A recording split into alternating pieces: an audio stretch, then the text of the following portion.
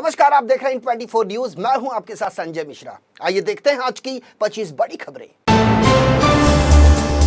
संसद के मानसून सत्र का आज 7वां दिन। पिछले 6 दिनों से संसद के दोनों सदनों में सत्ता पक्ष और विपक्ष के बीच गतिरोध लगातार जारी। मणिपुर हिंसा और विवादित वायरल वीडियो पर विपक्षी दल मांग रहे हैं प्रधानमंत्री नरेंद्र मोदी का बयान। मणिपुर मुद्दे को लेकर लोकसभा में अविश्वास प्रस्ताव पर चर्चा कराने को लेकर सरकार और विपक्षी सांसदों के बीच हंगामा जारी।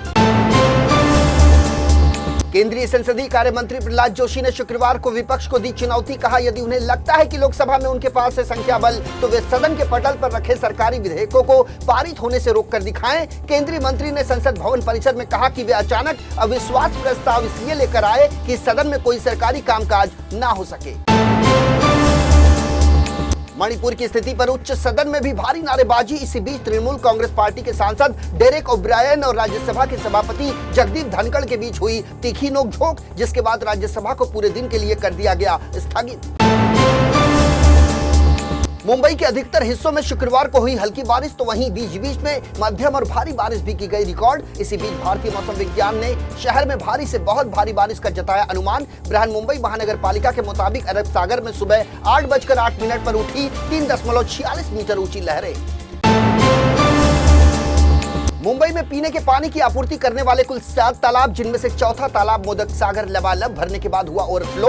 दरअसल गुरुवार की रात करीब 10:45 के आसपास मोदक सागर के ओवरफ्लो होने की मिली जानकारी। मुंबई को जलापूर्ति करने वाली तुलसी विहार और तांसा तालाब पहले ही हो चुके हैं ओवरफ्लो।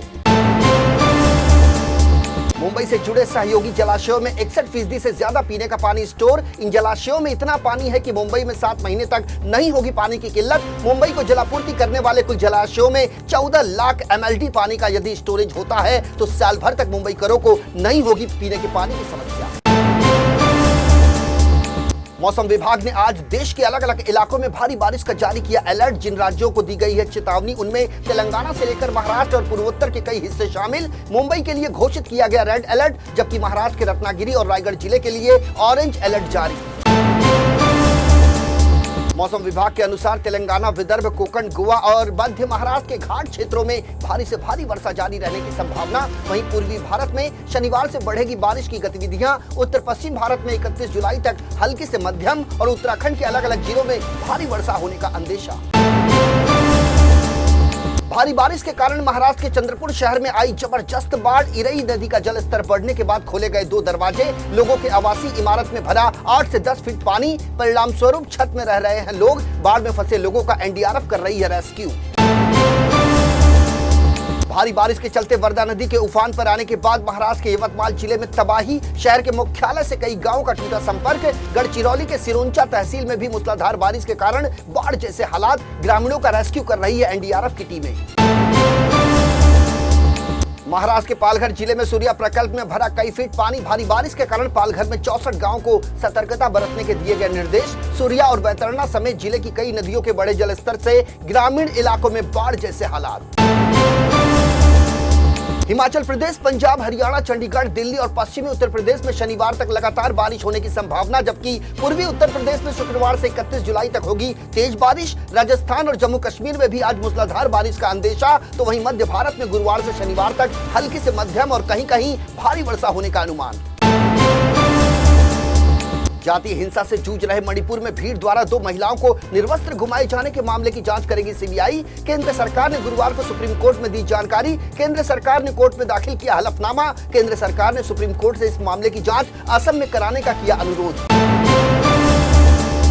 सुप्रीम कोर्ट में केंद्र सरकार ने कहा कि मणिपुर हिंसा मामले में अपराधियों को गिरफ्तार करने के लिए कई स्थानों पर बड़े पैमाने पर ऑपरेशन जारी। पुलिस की कई टीमों का किया गया गठन। तो वहीं अन्य वरिष्ठ पुलिस अधिकारियों की निरंतर निगरानी में एक एडिशनल SP रैंक के अधिकारी को सौंपी गई मामले की कमान।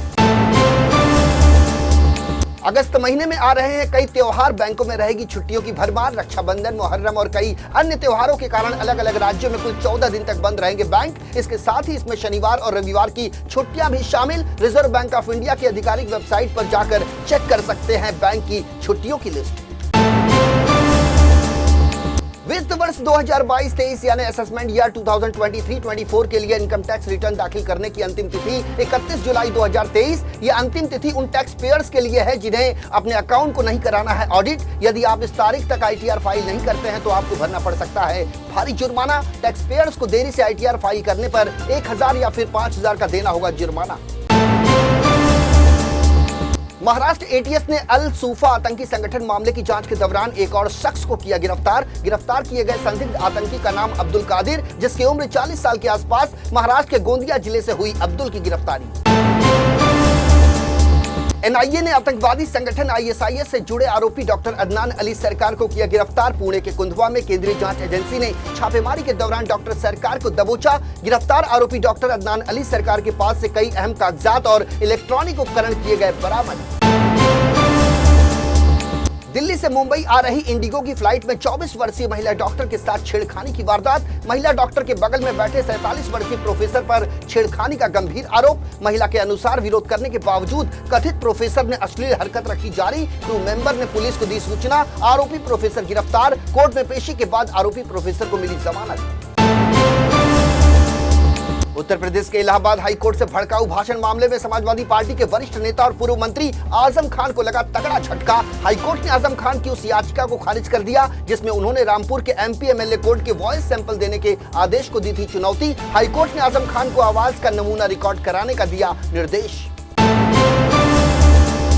राज्य में 19 सितंबर 2023 से आरंभ होने वाले गणेशोत्सव में सर्वश्रेष्ठ सार्वजनिक गणेश उत्सव मंडल को राज्य सरकार द्वारा दिया जाएगा पुरस्कार। प्रथम स्थान के लिए पुरस्कार के रूप में दी जाएगी 5 लाख रुपए की नकदी, तो वहीं द्वितीय पुरस्कार के रूप में 2.5 लाख रुपए और तृतीय स्थान के लिए दिया जाएगा 1 लाख रुपए का पुरस्कार। प्रतियोगिता में हिस्सा लेने के लिए सार्वजनिक गणेशोत्सव मंडल 10 जुलाई से 5 सितंबर 2023 तक करवा सकते हैं अपना पंजीकरण। श्रीनगर में करीब 3 दशक के अधिक समय के अंतराल के बाद शिया समुदाय ने गुरुवार को गुरु बाजार से डल गेट मार्ग पर निकाला मुहर्रम जुलूस। जम्मू कश्मीर प्रशासन की ओर से अनुमति दिए जाने के बाद सैकड़ों लोगों ने मुहर्रम जुलूस में लिया हिस्सा। 90 के दशक में कश्मीर में आतंकवाद फैलने के बाद नहीं निकाला गया था मुहर्रम का कोई भी जुलूस। सीरिया में सैयदा जैनब के मकबरे के पास सूडान स्ट्रीट पर गुरुवार की रात जोरदार विस्फोट। कम से कम 6 लोगों के मारे जाने की खबर, तो वहीं 23 अन्य लोग घायल। सीरियाई अरब समाचार के मुताबिक विस्फोट के जरिए दमिश्क के ग्रामीण इलाकों में अनूप शहर को बनाया गया था निशाना। पाकिस्तान के कराची शहर में स्थित मलिन कैंट थाने में सीमा रिंद और उसके 4 बच्चों के लापता होने की रिपोर्ट दर्ज। कराची के गुलिस्तान जौहर इलाके में रहती थी सीमा। मोहल्ले वाले भी इस बात की कर चुके हैं पुष्टि, लेकिन पाकिस्तानी विदेश विभाग के मुताबिक सीमा हैदर की राष्ट्रीयता नहीं है कंफर्म। पाकिस्तान का कहना था कि भारत ने अभी तक सीमा को नहीं दिया है काउंसलर एक्सेस, तो वहीं सीमा हैदर के पति गुलाम हैदर ने पाकिस्तानी विदेश मंत्रालय को करार दिया झूठा। कहा पाकिस्तान का विदेश मंत्रालय बोल रहा है झूठ, सीमा हैदर है पाकिस्तानी।